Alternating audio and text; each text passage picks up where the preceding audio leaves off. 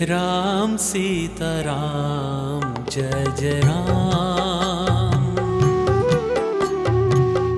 राम सीताराम जय जय राम। रामचरितमानसं तुलसी हृदयनादं रामनामस्मरणं भक्तकोटिशरणं पतितपावनं सीताराम। राम सीताराम जय जय राम। राम सीताराम जय जय राम।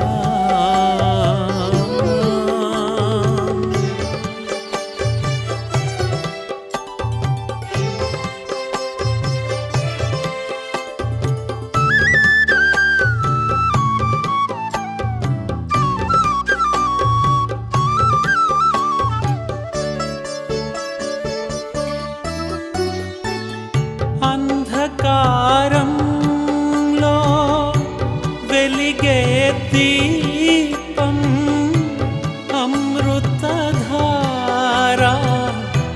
శ్రీరామనామం నడి సంద్రంలో చుక్కాని వీవు అంతట నీవే నిండి ఉన్నావు నీవేలే सीताराम। राम सीताराम जय जय राम।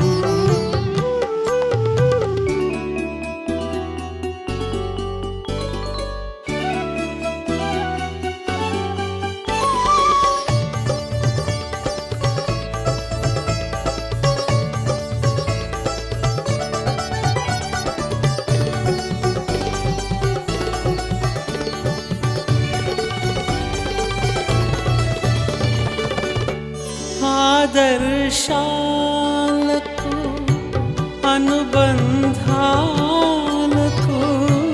ధర్మపదం శ్రీరామచరితం దుర్మార్గంపై ఎత్తిన బాణం సన్మార్గకరం పురుషోత్తమత్వం जातिवरं सीताराम। राम सीताराम जय जय राम। राम सीताराम जय जय राम।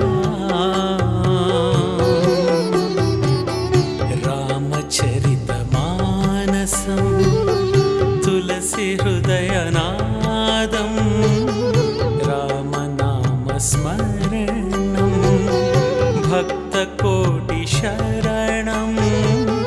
पतितपावनं सीताराम।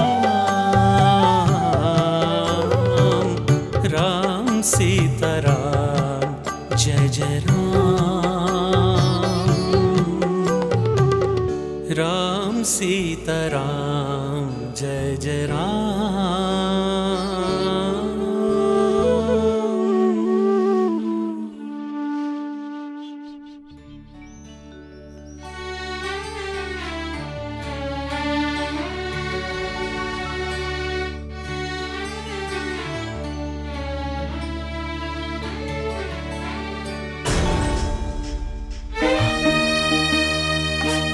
నేను రాసిన పద్య పాత్రలు కనిపించడం లేదు.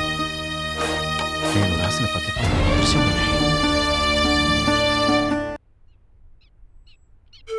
మహాకవి, ఓ మహాకవి, మహాకవి తులసీదాస్ తమరే కదా? మహాత్మా, నేను కవినే కాలేకపోయాను. మహాకవిని పిలిచి నన్ను పరిహసిస్తున్నారే. పరిహాసమా? తమరితోనా? ఏదో మనస్తాపంతో కలత చెంది ఆ కారణంగా నా ప్రశంసను తమరు పరిహాసంగా అపార్థం చేసుకుంటున్నారు. ఆ శ్రీరామచంద్రుడి అనుగ్రహం లభించింది, హనుమంతుడి ఆశీస్సులు లభించాయి. అయినా నా రచనలు అదృశ్యమైపోతున్నాయి. ఏమిటి, తమ రచన అదృష్టమైపోయిందా? తమరు ఏ కావ్యం రాయాలనుకుంటున్నారు? ఎవరి చరిత్ర రాస్తున్నారు? శ్రీరామచంద్రుడి చరిత్ర. ఓ, రామాయణం రాస్తున్నారా? అంటే గతంలో ఎవరూ రాయలేదా? రాసిన అసత్యాలతో రాశారా? అలా కాక వాటిని ఎత్తి చూపుతూ కొత్తగా మరొక కావ్యం రాయాలనుకుంటున్నారా? మీరు మహాపండితుల్లా ఉన్నారు, కానీ మీరేం మాట్లాడుతున్నారో మీకే అర్థం కావడం లేదు. వ్యంగ్యంగా మాట్లాడి హేళన చేయడం మీకు సమంజసమేనా? సాటి కవి హృదయాన్ని మీరు అర్థం చేసుకోలేకున్నారు. వ్యంగ్యము, పరిహాసము, కవి హృదయం ఇలాంటి పెద్ద పెద్ద మాటలు నాకు అర్థం కావు. నేను తమని ఒకే ప్రశ్న అడుగుతాను. తమరు రామాయణం ఎందుకు రాస్తున్నట్టు? లేదా నన్నే చెప్పమంటారా?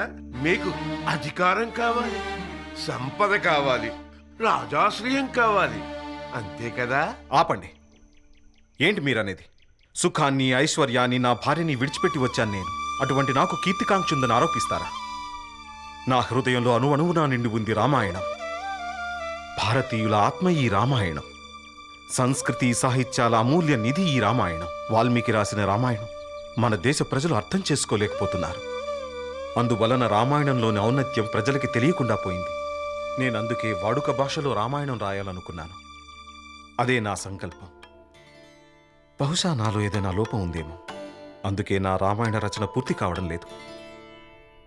తులసీదాస్, నీ రామాయణం మహాకావ్యం కాగలదు.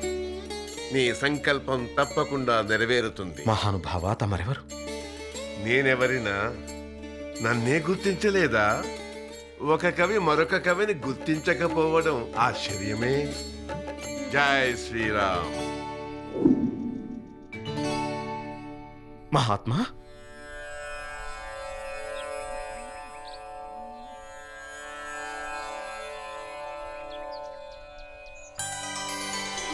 ప్రణామం మహాకవి వాల్మీకి.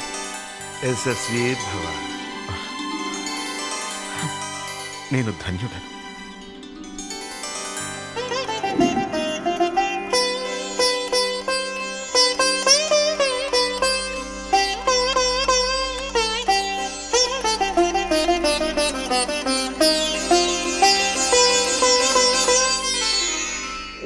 మన్నించండి ఆదికవి వాల్మీకి మహర్షి. ఒక మూగవాడు వేదాలు పలికే ప్రయత్నం చేసినట్టు, ఒక కుంటివాడు హిమాలయం ఎక్కాలని ప్రయత్నించినట్టు, నేను పరిమిత జ్ఞానంతో మీరు రచించిన మహాకావ్యం రామాయణాన్ని వాడుక భాషలో రచించాలని ప్రయత్నం చేశాను. బహుశా అందుకే నా పద్యపాదాలు అదృశ్యమవుతున్నాయి. నాయనా తులసీదాస్, అక్షరాలు ఎన్నటికీ అదృశ్యం కావు. మహాకవి, నాకు అర్థం కావడం లేదు. నీ పద్యపాదాలు అదృశ్యం కాలేదు, నా చింతకే చేరాయి.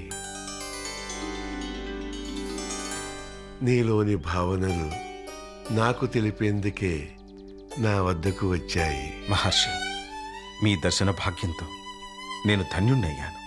నన్ను ఆశీర్వదించండి. కుమారా, నాకు పూర్తి విశ్వాసం ఉంది.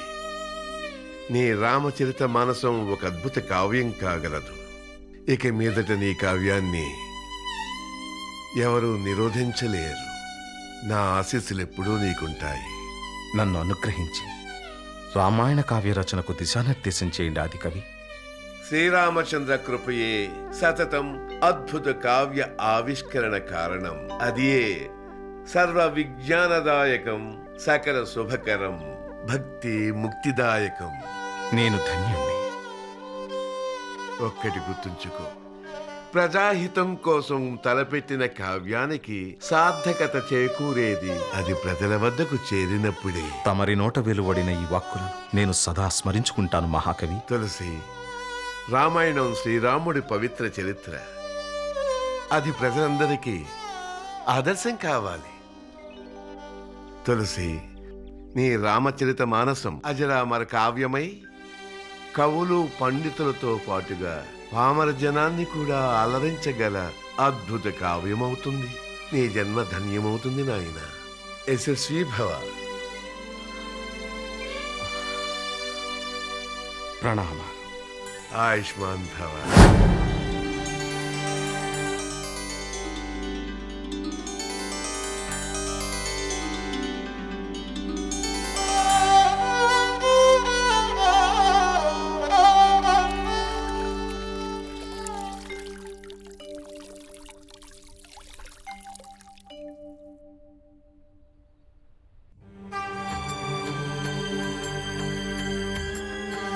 కాశీ విశ్వనాథ, నీ కృప వలన నీ ఆదేశానుసారం నేను రామచరిత మానస రచన ఆరంభించబోతున్నాను. నీవు నాకు బుద్ధిని, వివేకాన్ని, ఉత్తమ రచన చేసే జ్ఞానాన్ని ప్రసాదించు.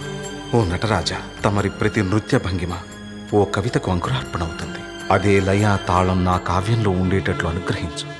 పరమేశ్వర, నాకు శక్తిని ప్రసాదించు.